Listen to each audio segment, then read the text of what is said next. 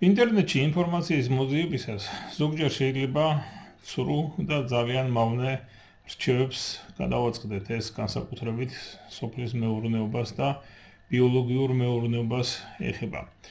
მე ვერ გეტყვით რა არის ამისი მიზეზი, ყველა თავის პროფესორად ცulis ეს ქიმიური სასუქებისა და სასოფლო-სამეურნეო ქიმიის მწარმოებლები სპეციალურად აკეთებინებენ ბლოგერებს ასეთ რამეს დისკრეტიზაციის მიზნით. უბრალოდ ნახვების გაზრდა უნდათ ტიპებს არა და ამას ახერხებენ, იმიტომ რომ მართლაც ძალიან ბევრი მნახველები ყავთ. მოკლედ შეიძლება ითქვას, რომ მავნე და არასწორი რჩევები სოფლის მეურნეობაზე ძალიან ბევრია და თან რაც მთავარია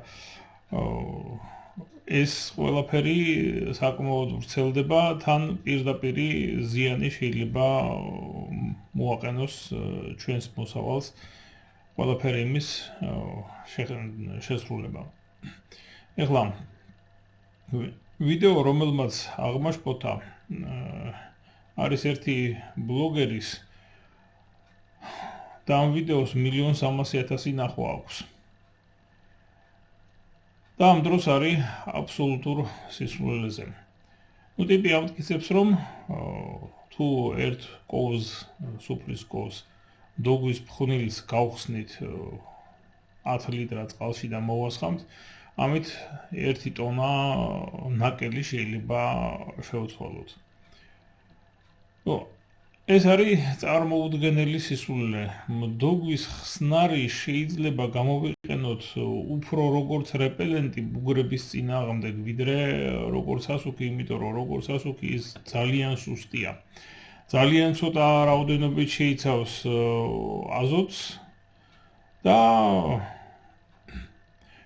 თქვათ, ყველაფერი დანარჩენი თან ერთი კოვზი რა უნდა იყოს, ეხლა რომ რაიმე სერიოზული გააკეთოს, ხო ასეა.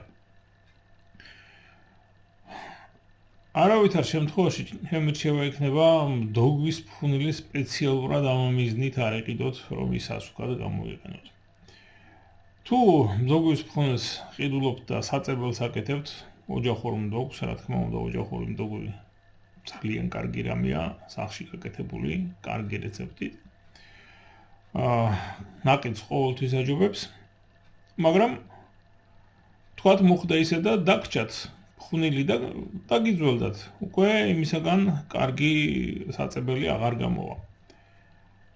გააკეთეთ ასეთი რამ, გადაყარას ჯობია მიწას მიაყაროთ, ასე ვთქვათ, ოღონდ გააკეთეთ შემდეგნაირად. დაახლოებით ესეთი პროპორციით 100 გრამი 10 ლიტრში გახსენით, გააჩერეთ 12-დან 24 საათამდე, გაფილტრეთ და შეასხით მცენარეებს. ერთი რომ დააფრთხობს ძალიან ბევრს ბუგრებს, ტკიპებს დააფრთხობს და გარდა ამისა გამოვა ფოთლიდან გამოყვებაც მცენარის რაღაც მცირე რაოდენობით აზოტს, ფოსფორს, მიკროელემენტებსაც მიაწვდის მცენარეს.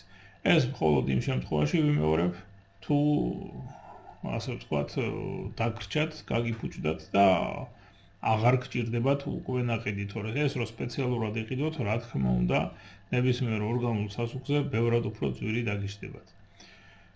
ახლა სულ ეს იყო, მადლობა ყურადღებისათვის. იმ ვიდეოს აღწერას, რომელმაც აღმაშფოთა, უფრო სწორად ლინკს დავდებ ვიდეოს აღწერაში.